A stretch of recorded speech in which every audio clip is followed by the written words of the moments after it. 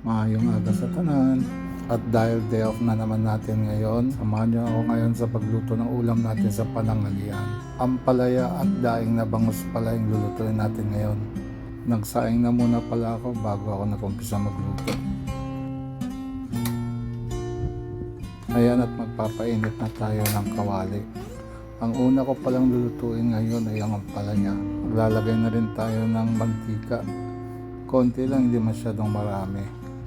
Inuuna ko munang gisayin ng pork na pangsahog sa ampalaya para maluto ng mabuti at lumabas yung sarili ng mantika. Naglalagay na rin ako ng black pepper at saka mga pampalasa habang nagigisa.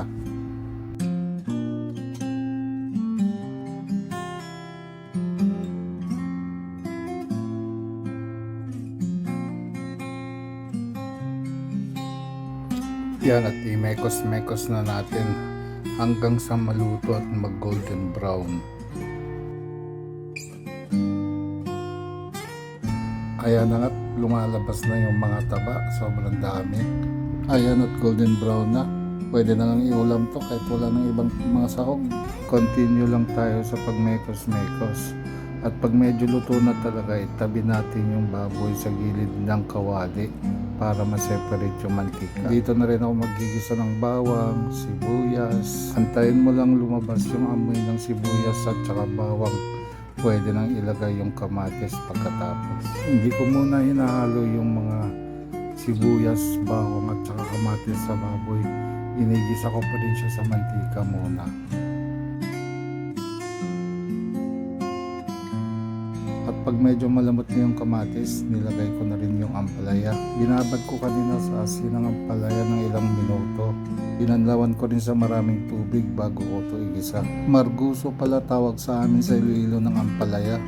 Sa inyo guys, paki-comment naman sa baba kung anong tawag dito sa ampalaya sa lugar nyo. Nilagyan ko pala ng konting suka yan. May napanood kasi ako dati sa YouTube na pag naglagay ka daw ng suka sa mga linuluto mo, matagal mapanis. Kahit sa sinaing nga pwede maglagay ng suka para hindi madaling mapanis. Naglagay na rin ako ng oyster sauce, 2 pack yan na maliliit. Eksperimento ko lang dati to, pero masarap naman yung kinalabasan. At haluin natin to ng mabuti para kumalat yung oyster sauce.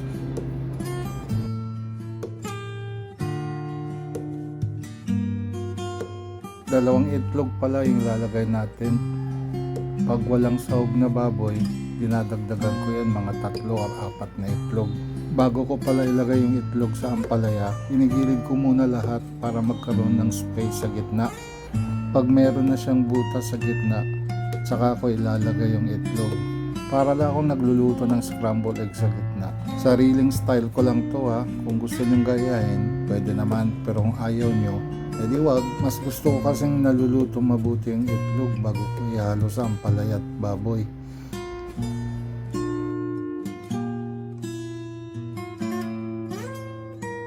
At ilang segundo lang pwede na natin tong hanguin.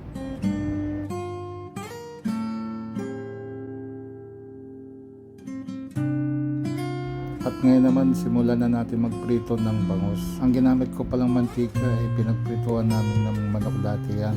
Hanggat medyo malinaw pa pwede pa yan. At least yung lasa ng manok mapupunta rin sa bangus. Painitin mabuti yung mantika bago ilagay yung bangus. Inuuna pala namin lutuin yung side na walang kaliskis. Base kasi sa obserbasyon namin, hindi masyadong matasik pag inuna yung side na walang kaliskis. Pero pumuputok pa rin, pero hindi na ganun kadalas. Kaya lumayo pa rin kayo pag nalagay nyo na yung bangus. Ayan, at tingnan nyo, pumuputok-putok pa rin.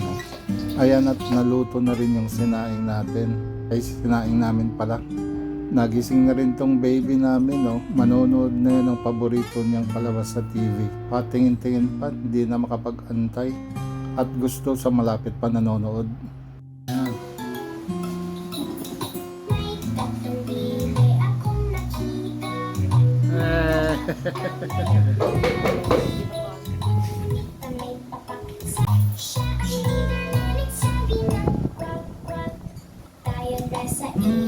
At ito nga't sinunod ko na yung kahati ng bangus.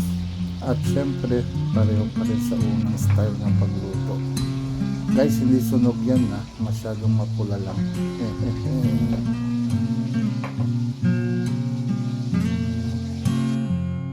Ito tangat, luto na yung ulam natin. Ampalaya na may itlog at saka baboy at saka daing na bangus na pinirito. Tayo na't kumain ng tanghalian. Guys, kayo guys, ano yung paborito nyo sa bangus? Yung sa akin, hindi naman halata, no?